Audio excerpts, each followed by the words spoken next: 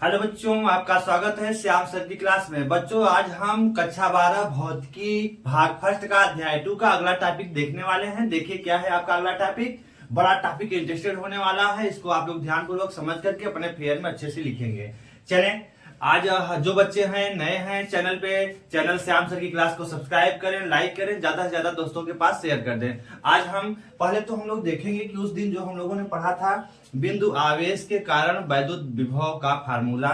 मतलब हमने क्या देखा था, अगर मान लिया कोई एक तो बिंदु आवेश अगर धन आवेश है, तब इसके क्षेत्र में एक अगर कोई बिंदु P स्थित है तो यहाँ पर वैद्युत विभव का फार्मूला, अगर यहाँ प्लस क्यू आवेश है, प्लस क्यू एक बिंदु आवेश है तो उसके कारण किसी बिंदु पर जो वैद्युत विभव का फार्मूला आपने क्या देखा था, 1/4 pi epsilon not q upon क्या होता है, आर होता है।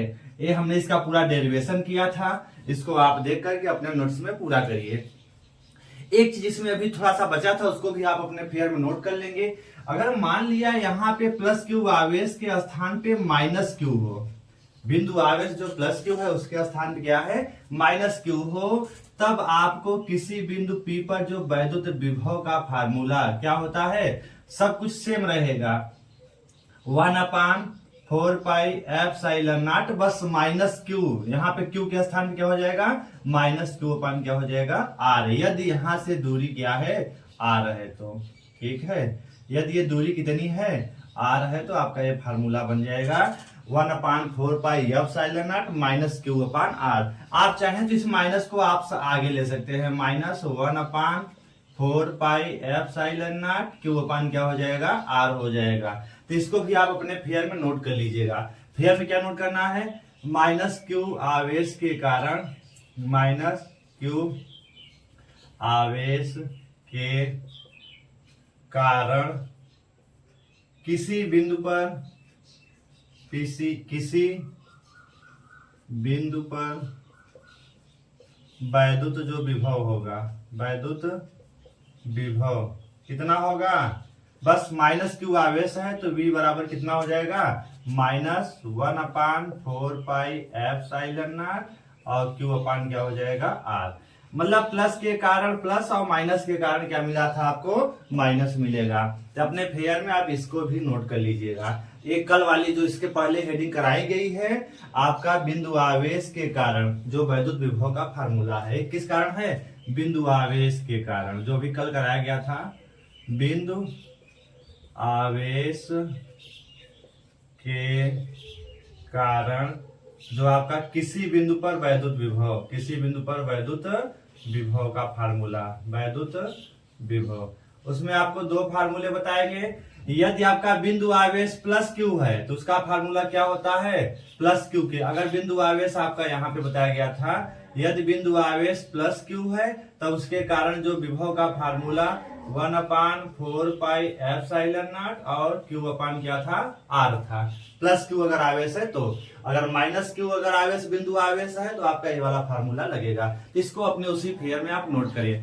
चलिए आज की हम लोग नई हेडिंग देखते हैं। हेडिंग बहुत इंटरेस्टेड, इसी का थोड़ा सा आगे विस्तार है, उसको भी हम लोग ध्यान पूर्वक देख करके करते हैं। तो उसको पहले आप अपने फेयर में नोट करें।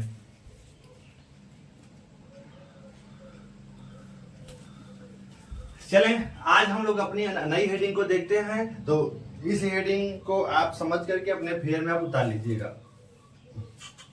सभी लिख लिए, चलते हैं हम लोग आगे।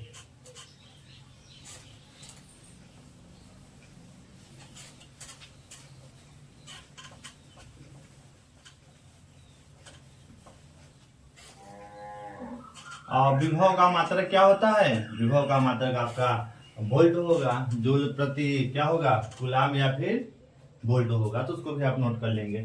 चले हम लोग आज की हेडिंग क्या है, आज की हेडिंग है, अगर अभी तो हमने देखा कि अगर एक आवेश बिंदु आवेश है तो उसके कारण किसी बिंदु पर वैद्युत विभव का फार्मूला आपने देख लिया। अब हम लोग एक ऐसी हेडिंग देखने वाले हैं जिसको आप समझ लीजिए। अगर मान लिया कोई एक ऐसा निकाय है, निकाय में अगर आप दो या दो से अधिक आवेश उपस्थित हैं, तब उसमें किसी बिंदु पर वैद्युत विभव का फार्मूला क्या होगा, उसके लिए आज हम लोग सूत्र देखेंगे। मतलब मान लिया एक तो कोई भी पूरा एक निकाय है, एक आपका क्या है, कोई निकाय है। ठीक है, एक निकाय है। इस निकाय में कई आवेश उपस्थित हैं, Q1 है, Q2 है, Q3 है। ठीक है, मतलब अगर आपके Qn आवेश उपस्थित हैं, कितने आवेश? Qn आवेश उपस्थित हैं, Q1 Q2 Q3 dot dot कितना है? Q1 आवेश उपस्थित हैं। तब इसमें एक ठो बिंदु P है। इस P बिंदु पर कुल वैद्युत विभव का फार्मूला आपको निकालना है। तो आपको पता होना चाहिए इस P बिंदु पर जो वैद्युत विभव होगा, Q1 के कारण भी विभव होगा, Q2 के कारण भी विभव होगा, Q3 के कारण भी विभव होगा और Qn के कारण भी विभव होगा। मान लिया Q1 से P के बीच की दूरी R1, इसकी दूरी क्या है? R2, इसकी दूरी क्या है? R3, इसकी दूरी क्या है? R4 है। तो अब तो इनके कारण जो विभव होगा, अब यस P बिंदु पर देखें तो Q1 भी विभव आरोपित करेगा। तो मान लिया कि Q1 के कारण इस P बिंदु पर विभव है V1 है, Q2 के कारण विभव क्या है? V2 है, Q3 के कारण विभव क्या है? V3 है, Q4 होगा तो V4 डॉट डॉट अगर N है तो क्या हो जाएगा? Vn विभव है। तो कहने का मतलब है जो इस P बिंदु पर कुल विभव होगा, कुल विभव मान लेते हैं क्या है? V है, वो किसके बराबर होगा? अरे V1 जो विभव लगेगा, V2 लगेगा, V3 लगेगा और Vn को, सभी विभवों को जोड़ लेंगे तो इस P बिंदु पर मिलने वाला कुल विभव आपको आसानी से मिल जाएगा। ठीक है, तो इसी तरह से हम लोग निकालने वाले हैं, कुछ करने वाले हैं। तो आपकी आज की हेडिंग आपको समझ में आ चुकी होगी कि आपकी हेडिंग होने वाली क्या है। ठीक है, आज की हेडिंग होने वाली क्या है? आवेशों के निकाय के कारण। आज की जो हेडिंग है आवेशों के निकाय के कारण वैद्युत विभव। आपका उसमें है, अभी हमने आपको सब कुछ बता दिया कि एक आवेशों का निकाय है, उसमें यदि दो या दो से अधिक आवेश उपस्थित हैं, उसमें किसी बिंदु पर जो कुल वैद्युत विभव होगा अलग अलग आवेशों के द्वारा लगाए आरोपित विभवों के योग के बराबर होता है। मतलब सभी के विभव को क्या करें आप? जोड़ लीजिए, उनकी विभव के योगफल की क्या होगा? बराबर होगा। ठीक है, तो चाहे आप इसको लिख लीजिए। यदि किसी निकाय में दो या दो से अधिक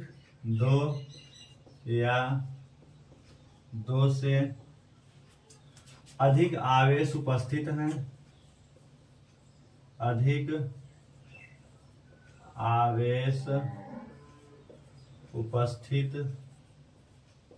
दो या दो से अधिक आवेश उपस्थित हैं तो उसमें किसी बिंदु पर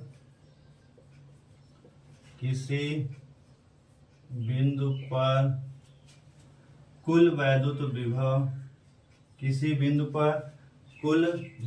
जो विभव होगा, कुल वैद्युत विभव उसमें उपस्थित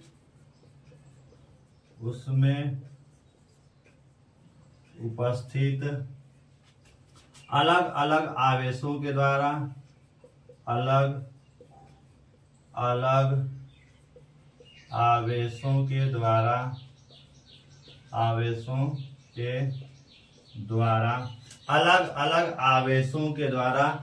बिंदु पर आरोपित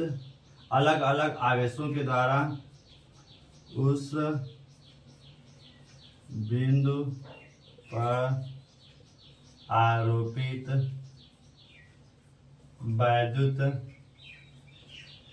आरोपित वैद्युत विभव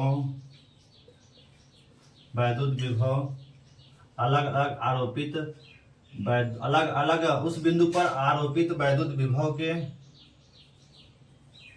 सदिश वैद्युत विभव के योग के बराबर होगा। यहाँ पे योग कर देंगे, क्या करेंगे? योग। क्योंकि अदिश राशि है इसलिए इसको सदिश हम नहीं लिखेंगे। तो उस बिंदु पर आरोपित वैद्युत विभव के योग के बराबर होता है। योग के क्या होगा? बराबर होगा। योग के बराबर होगा, विभव के योग के बराबर होगा। यदि किसी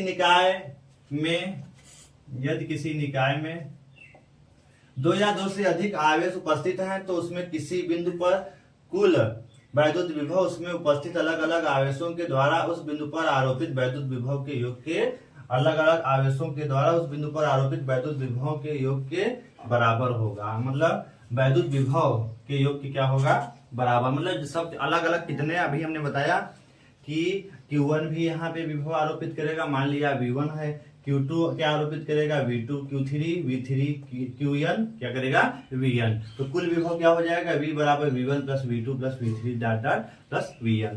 तो इसको हम लोग लिख सकते हैं। अब इसको आगे बढ़ाते हैं। अब मान लिया यदि निकाय में, यदि किसी निकाय में, इसको आप लिखने के बाद फिर उसको नीचे लिखेंगे, यदि किसी निकाय में, किसी निकाय में Q1, Q2, Q1, Q2, Q3 dot dot Q4 और Qn आवेश उपस्थित हैं, आवेश उपस्थित हैं,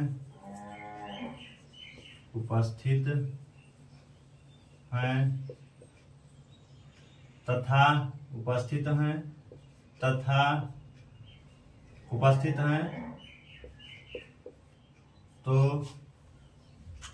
हैं तो उसमें किसी बिंदु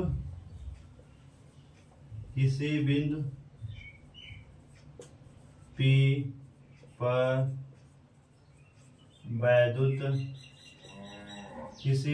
पर वैद्युत विभव क्या होगा, वैद्युत विभव, किसी बिंदु P पर वैद्युत विभव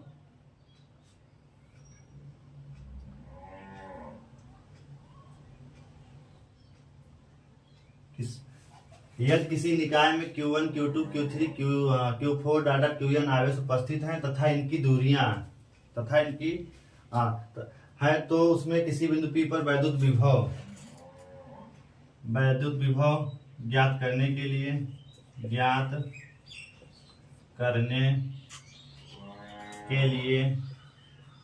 वैद्युत विभव ज्ञात करने के लिए क्या करेंगे, इसको आप उतारिए फिर आगे चलते हैं।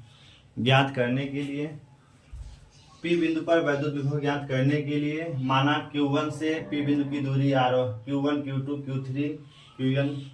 पहले इतना आप लिखिए, उसको आगे कंटिन्यू करते हैं। इतना आप उतारिए, स्क्रीनशॉट लेकर आप लिखिए, फिर हम आगे कंटिन्यू करते हैं इसको। ठीक है, इसको आप उतार लीजिए।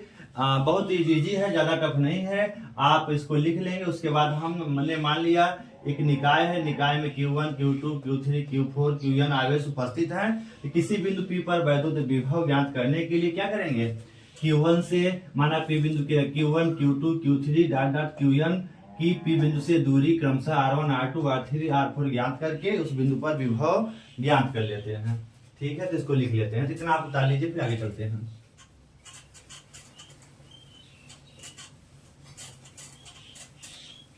यदि किसी निकाय में Q1, Q2 इतने आवेश उपस्थित है तो P बिंदु पर वैद्युत विभव ज्ञात करने के लिए प्रत्यय आवेशों Q1, Q2, Q3 dot dot Qn से P बिंदु की दूरियां क्रमशः क्या है, R1, R2, R3 dot dot क्या है, Rn। आवेशों Q1, Q2, Q3 dot dot Qn से P बिंदु की दूरियां क्रमशः R1, R2, R3, Rn है।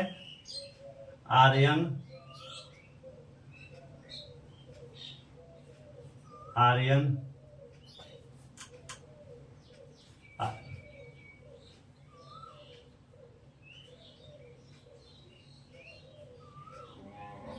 ज्ञात कर लेते हैं।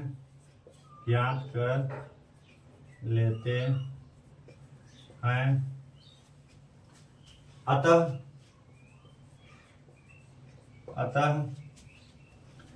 Q1 आवेश के कारण Q1 आवेश के कारण P बिंदु पर वैद्युत विभव। Q1 आवेश के कारण P बिंदु पर वैद्युत विभव क्या मान लेते हैं? मान लिया क्या है? V1 है, तो V1 बराबर क्या हो जाएगा? 1/4 पाई एप्सिलॉन नॉट, और Q1 अपान क्या हो जाएगा? R1 हो जाएगा। ठीक है, इसको आप लिख लीजिएगा, फिर आगे चलते हैं। मतलब आपने क्या मान लिया है? Q1 आवेश के कारण P बिंदु पर वैद्युत विभव क्या माना? V1, तो किसके बराबर होगा? 1/4 पाई एप्सिलॉन नॉट, Q1 अपान क्या हो जाएगा? R1 हो जाएगा। इसी प्रकार अगर आपको Q2 के कारण, Q2 आवेश के कारण, तो आप लिख लीजिए Q2 आवेश के कारण P बिंदु पर वैद्युत विभव, P बिंदु पर वैद्युत, P बिंदु पर वैद्युत विभव क्या मान लेते हैं? V2 बराबर क्या हो जाएगा? 1/4 पाई एप्सिलॉन नॉट, Q2 अपान क्या हो जाएगा? Q2 अपान क्या हो जाएगा? R2 हो जाएगा। Q2 अपान R2। इसी प्रकार अगर आप Q3, Q4, Q5, Qn का निकालना हो, तो Qn का क्या हो जाएगा? Q1 आवेश के कारण P बिंदु पर वैद्युत विभव मान लेते हैं क्या है?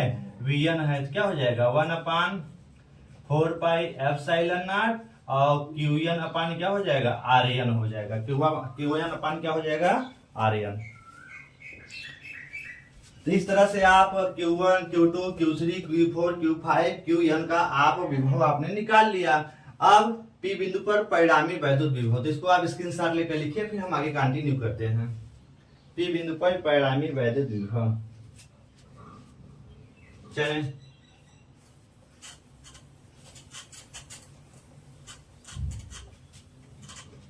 P बिंदु पर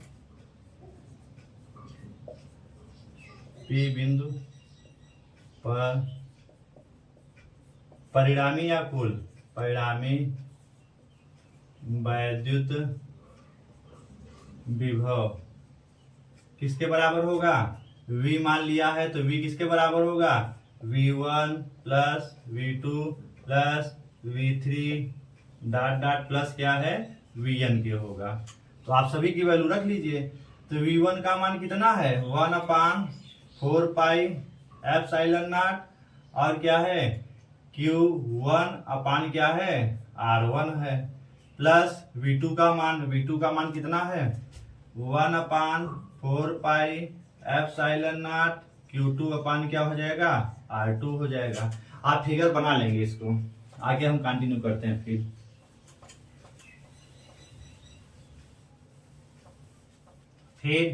प्लस V3 का मान 1/4 पाई एप्सिलॉन नॉट, और क्या हो जाएगा? Q3 अपान R3 हो जाएगा। इसी तरह से अगर n का निकालना है, तो 1/4 पाई एप्सिलॉन नॉट, और क्या हो जाएगा? Qn अपान क्या हो जाएगा? Rn हो जाएगा। ठीक है, ये सभी वैल्यू हमने आपके सामने यहाँ पे रख दिया। अब आगे इसको करते हैं फिर कंटिन्यू। अगर इसको सॉल्व करेंगे तो P बिंदु पर परिणामी जो वैद्युत विभव V बराबर क्या मिलेगा? 1/4 पाई एप्सिलॉन नॉट, सब में कॉमन ले लीजिए। आपका बचा क्या? Q1 अपान, अगर यहाँ पर 1/4 पाई एप्सिलॉन नॉट सब में कॉमन ले लीजिए, तो बचेगा क्या? पहले में Q1 अपान R1, दूसरे में Q2 अपान R2, तीसरे में Q3 अपान R3, और अगर n की बात करें तो क्या बचेगा? Qn अपान क्या हो जाएगा? Rn हो जाएगा। यही है P बिंदु पर परिणामी वैद्युत विभव का फार्मूला। P बिंदु पर परिणामी वैद्युत विभव का ये फार्मूला होता है। ठीक है, ये है आपका फार्मूला किसका? P बिंदु पर। P बिंदु पर परिणामी वैद्युत विभव, P बिंदु पर परिणामी वैद्युत विभव का आपके सामने फार्मूला है। इस तरह से आवेशों के निकाय के कारण किसी बिंदु पर वैद्युत विभव का फार्मूला आपका फाइनल हुआ, क्या होता है, V बराबर 1/4 pi epsilon not Q1/R1 plus Q2/R2 plus Q3/R3 plus Q4/R4 dot dot क्या है Qn/Rn। मतलब जितने भी आवेश होंगे सभी आवेशों के कारण P बिंदु पर आरोपित वैद्युत विभवों के योग के बराबर होगा। यहाँ Q1 और R1, Q1 आवेश पहला आवेश है, R1 P बिंदु से उसकी दूरी है, Q2 दूसरा आवेश है, R2 P बिंदु से उसकी आवेश की दूरी है, Q3 तीसरा आवेश है और R3 क्या है, Q3 से P बिंदु के बीच की दूरी है, Qn यनवा आवेश है और Rn क्या है, Qn आवेश से P बिंदु के बीच की दूरी क्या है, Rn है। इस तरह से आप आवेशों के निकाय के कारण किसी बिंदु पर वैद्युत विभव का फार्मूला आसानी से प्राप्त कर सकते हैं। ये टॉपिक बहुत छोटा सा टॉपिक था लेकिन बहुत अच्छा टॉपिक है। ये वैद्युत क्षेत्र की तीव्रता जैसे हमने निकाला है आवेशों के निकाय के कारण, सेम वैसे ही है। अंतर इतना है कि वैद्युत क्षेत्र की तीव्रता सदिश राशि है, उनका सदिश योग होता है, और ये क्या है, अदिश राशि, इसलिए इसका अदिश योग होगा। ठीक है, तो इस तरह से इस टॉपिक को आप कवर करके आप अपने फेयर में अच्छे से लिखें। अगर आपको क्लास अच्छी लगी तो श्याम सर की क्लास को लाइक करें, सब्सक्राइब करें, ज्यादा से ज्यादा अपने दोस्तों के पास शेयर करें और इसको आप पूरी तरह से अपने नोट्स में लिखें, जो कि एग्जाम के व्यू से मोस्ट इंपॉर्टेंट है।